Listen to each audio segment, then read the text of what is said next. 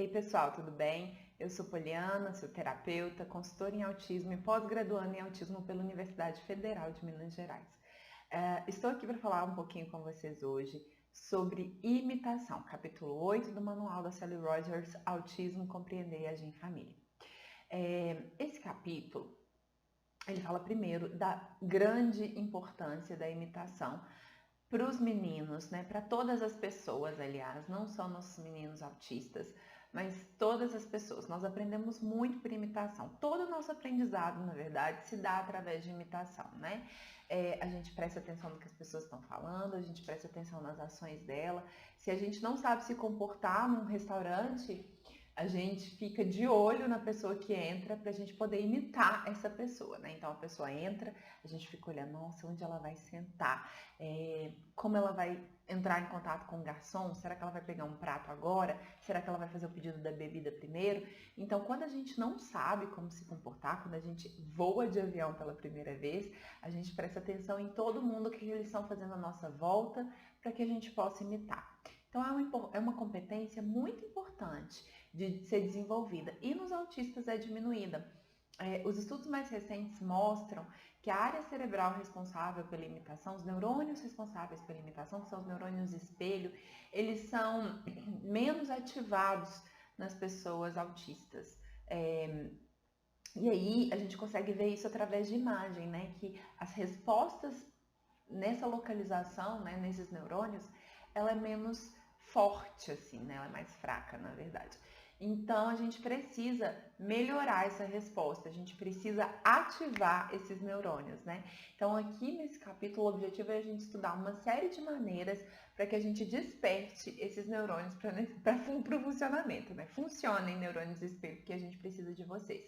E aí, uma coisa muito importante também de comentar é que a partir do momento que a criança adquire essa habilidade de imitação, a partir do momento que ela fica mais propensa a imitar o mundo, né, ao redor dela, o pico de desenvolvimento dela sai de uma linha mais ou menos mediana para exponencial, né? Então, o menino que não olha para as pessoas e ele começa a fazer contato visual, começa a prestar mais atenção nas pessoas, a gente começa a dar ferramentas para que ele imite, ele começa a ganhar potencial de imitação e aí o aprendizado dele não segue linearmente. Por quê? Porque ele vai aprender tudo que está à volta dele. Ele ganha uma capacidade que vai permitir que lá na escola ele imite os colegas, então ele aprenda a brincar por imitação, vai permitir que ele veja um desenho e ganhe repertório de jogo simbólico, por exemplo, ele veja lá um super-herói na TV e ele traga isso para a vivência dele, ele começa a imitar aquelas ações que ele viu na TV em casa, na hora de brincar, então ele ganha repertório de jogo, vai permitir que ele escute os sons do mundo e comece a reproduzir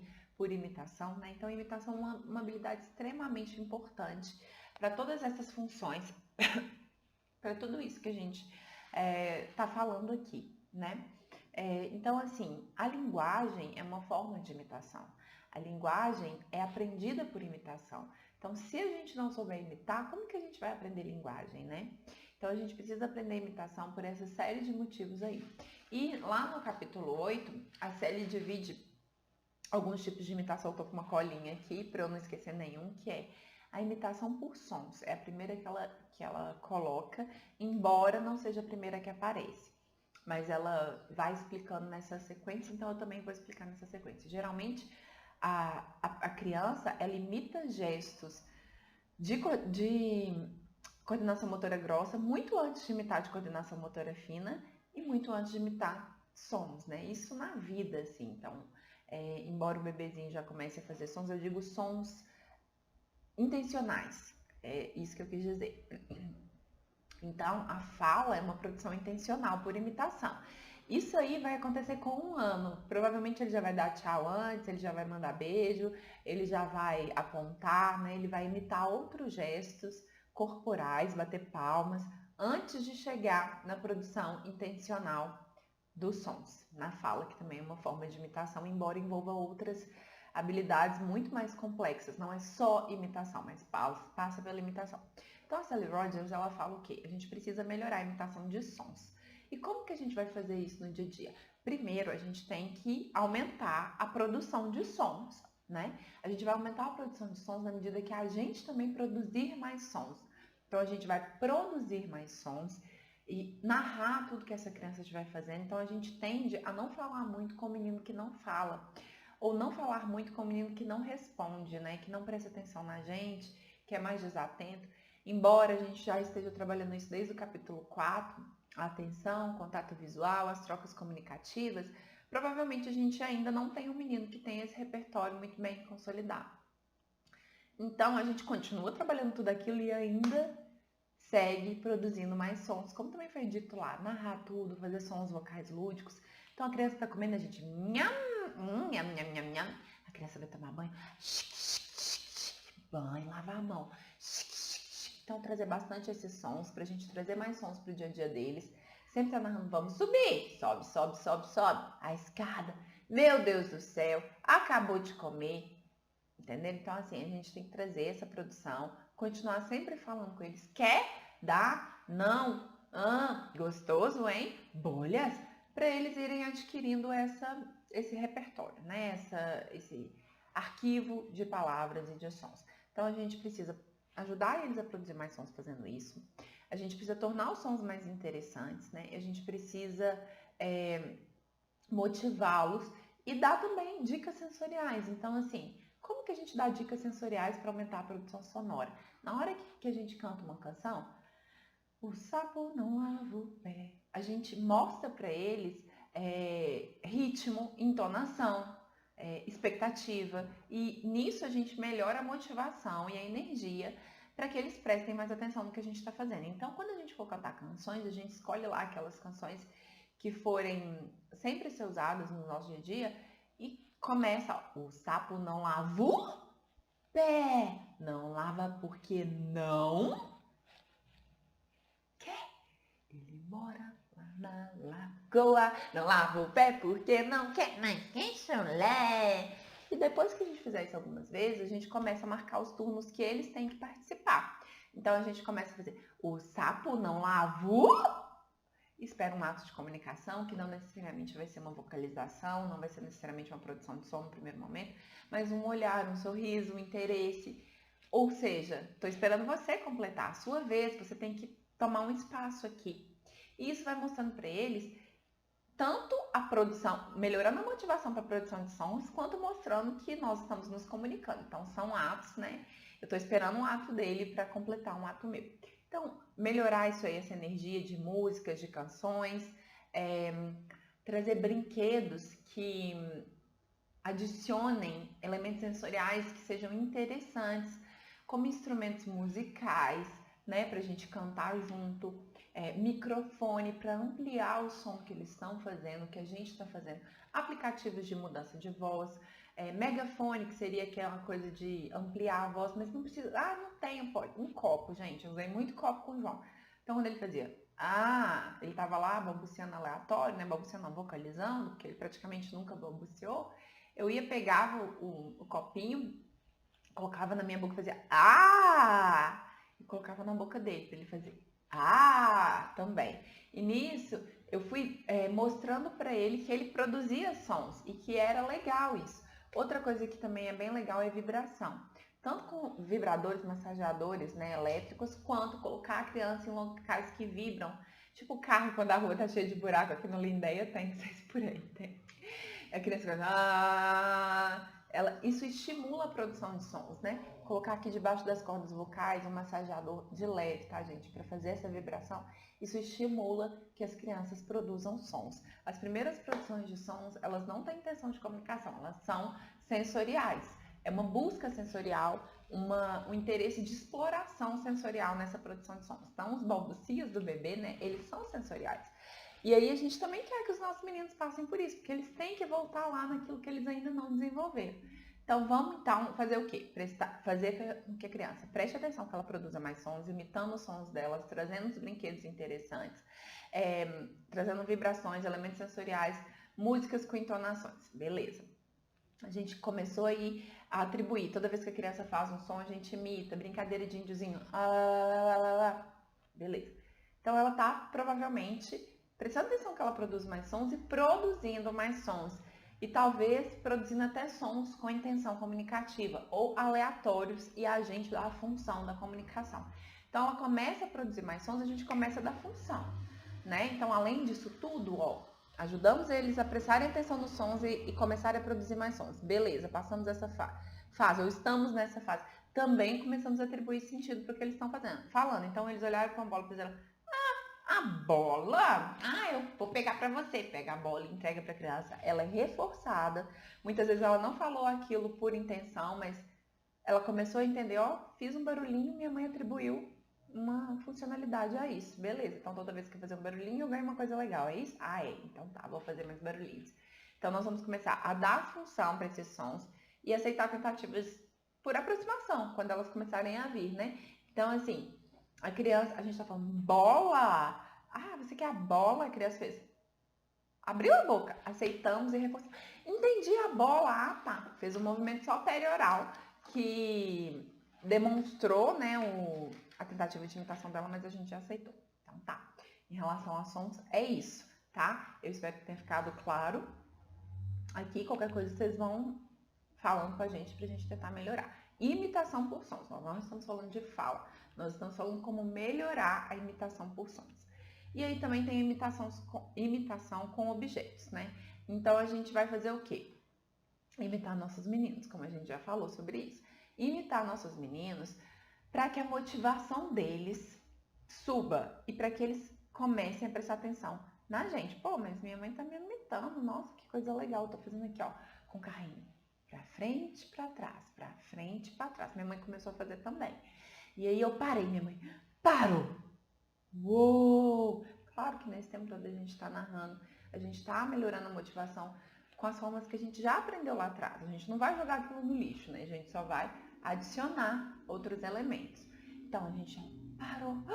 E agora será? Pra frente, pra trás. A gente começa um turno imitando a criança, imitando o gesto que ela já fez anteriormente. Ou então se ela tivesse batido no carro, a gente vai pum, pum, pum, pum, bateu.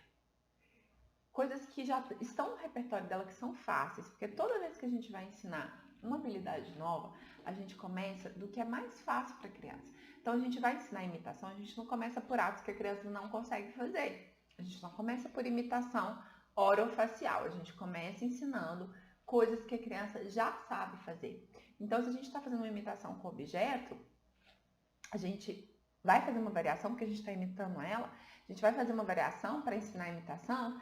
Então, a gente tá lá pra frente, pra trás, pra frente, pra trás. A gente viu que lá atrás ela bateu no carrinho, a gente usa isso agora. Pum, pum, pum. Bate. Faz você igual. Não fez? Sobe suporte, pega a mãozinha, ajuda ela a fazer, né? Seguindo a cadeia do Denver, tá, gente? Se vocês quiserem usar essa cadeia é do Denver, mas cada um vai achar uma cadeia que seja mais confortável aí na situação. A cadeia do Denver é verbal, gestual, físico parcial e físico total. Pega a mãozinha. Pum, pum, pum. Uou, você bateu muito bem, cara. E deixa ela agora um tempinho para ela fazer o que ela quiser. E você segue ela, imita ela e mostra que você está interessado na atividade, você está imitando ela. Então, é uma troca imitativa, né? Você imita ela te imita, você imita ela te imita. Beleza. A gente pode trazer também conjuntos de objetos. Então, a gente tá lá, ó, tocando no piano. A criança tá lá tocando no piano, a gente tá lá tocando no piano com a criança. Aí a gente deixa ali, junto com esse piano, uma baqueta para tocar numa bateria. Aí, de repente, a criança tocou no piano, você vai lá e imita, plim, plim, plim, pega a bateria, pá, pá, pá, pá, pá. Você faz igual, sobe o suporte, dá ajuda. E depois também deixa a criança fazer sozinha, né? Nós estamos dando repertório de imitação, estamos mostrando imitação em diferentes contextos, com outros objetos, com conjuntos de objetos e com brinquedos de múltiplas ações. Então, assim, como que eu vou facilitar esse aprendizado de imitação? Instrumentos são facilitadores, brinquedos que empilham, giram, encaixam, fazem isso tudo em um brinquedo só, que você usa ações que já estão ali, né, que são fáceis para a criança e que o brinquedo mesmo proporciona para você ensinar imitação.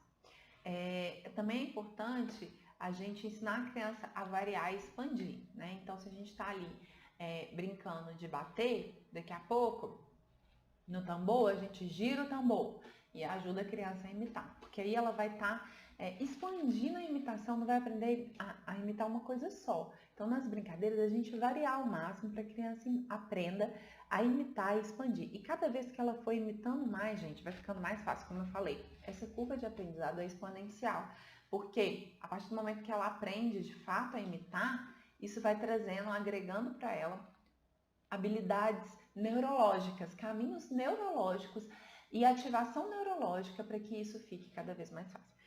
Outra coisa muito importante é a gente ensinar a criança a imitar gestos, né? Então, gestos como oi, como tchau e em canções. A gente já falou desses gestos no capítulo anterior, então não vou entrar nisso de novo.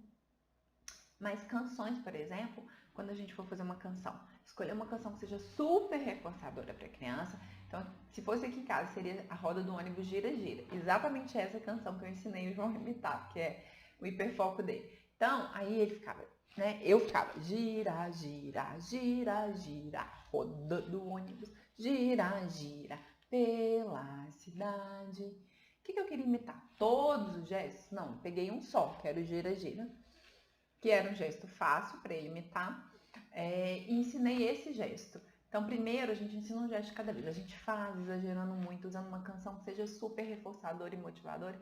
Depois a gente, que a criança já tiver consolidado aquele gesto, a gente traz outro. Então, não tenta ensinar cabeça, ombro, joelho e pé para a criança de cara, porque vai ser muito complexo para ela, tá bom? Vamos facilitar esse aprendizado. E o reforço dessa criança nessa atividade é a própria canção que é super motivadora, o nosso elogio e a continuação da canção que ela adora, né? Então, lembre-se, no Denver a gente trabalha com reforços que são muito naturais. A gente também vai elogiar, vai, né, ficar ali dando aquele suporte emocional para que ela fique sempre engajada e motivada. E aí, por último, né, na minha percepção, vem as imitações faciais, né? Junto com o som depois, embora a gente já tenha falado dele, que eu tô seguindo a ordem da Sally Rogers aqui. Tanto que eu falo, a fala, ela vem depois de imitações faciais, né? Se você olhar o bebezinho vem, começa a imitar gestos grossos, tchau, palmas, vem cá, né? Apontar. Depois ele passa a imitar, mandar beijinho, piscar o olhinho, fazer caretinha.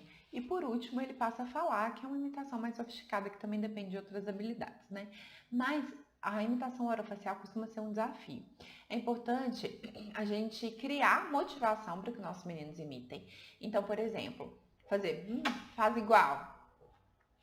Se a gente não tiver um reforçador externo, isso não vai funcionar. Então, vamos começar com coisas mais simples e em que a algum nível também a gente possa tentar dar alguma dica física, né? Embora a gente não consiga dar suporte para as imitações orofaciais e motivadores. Por exemplo, soprar a vela de um bolo. Então a gente tá lá, a gente canta parabéns, a criança adora e vamos soprar. Colocamos um bolinho, ela pode até comer o bolo depois como reforço e tem a velinha. Vamos soprar. Ai, ai, ai. Soprei. Apagou de novo, mais uma vez. Sua vez, vai lá, sopra. Se a criança tentou qualquer coisa, gente, tentou aproximar o rostinho, tentou, a gente aceita, reforça, sopra para a criança a vela e beleza. Mesma coisa nas bolhas, né? A gente vai soprar bolhas. Bolhas? Você quer bolhas? Já estamos numa atividade motivadora para a criança. Bolhas. Soprei. Mais bolhas? Você quer? Então sopra. Igual a mamãe, sopra você. Você coloca ali as bolhas, ela já vai ter o reforço que é intrínseco à relação, porque é ter bolhas. Ela conseguindo ou não, mas emitindo atos de comunicação, a gente sopra, faz bolhas e continua. Então é legal ter elementos visuais, tipo batom forte, né? Coisas no rosto, maquiagens, para ajudar a criança a entender. A gente pode encostar a mãozinha, fazer com o rostinho dela. Gente, sem ser aversivo, por favor, tudo que encosta no rosto é muito aversivo. O Denver nem traz essa cadeia de suporte, eu tô aqui trazendo uma percepção que eu tenho, que funciona, né? Que são dicas mesmo sensoriais para essas situações. E a gente pode trazer esses elementos de interesse, né? Então, por exemplo, eu lembro que quando eu fui ensinar o João a colocar a língua para fora, me imitando, uma coisa que eu fazia era picolé da língua azul, que é uma coisa horrorosa, inclusive. Picolé não, pirulito. Então eu passava na minha língua e tirava para fora. A língua toda azul. Eu passava na língua dele e mostrava para ele, ó, tira, você também, ó, a língua tá azul. Ou então tirava a língua e carimbava com aqueles pirulitos que carimba. A gente faz de tudo, né, gente? A gente não tem limite. Exagerar muito as expressões, né? Então se a gente for fazer uma... cara de susto! Oh! E ajudar, né? Isso ajuda a criança a entender como funciona o movimento, facilita o aprendizado, reforçar qualquer tentativa, como eu já falei aqui. Fazer atividades em frente ao espelho também é legal, tá?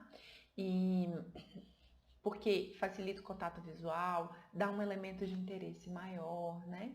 E é isso. Gente, sobre imitação, é isso que a Sally Rogers fala. Imitação é uma habilidade super importante, é legal a gente sempre prestar atenção nisso. Eu espero que tenha ficado claro, eu espero que ajude. Qualquer coisa vocês mandam lá no grupo, tá bom? Até a próxima!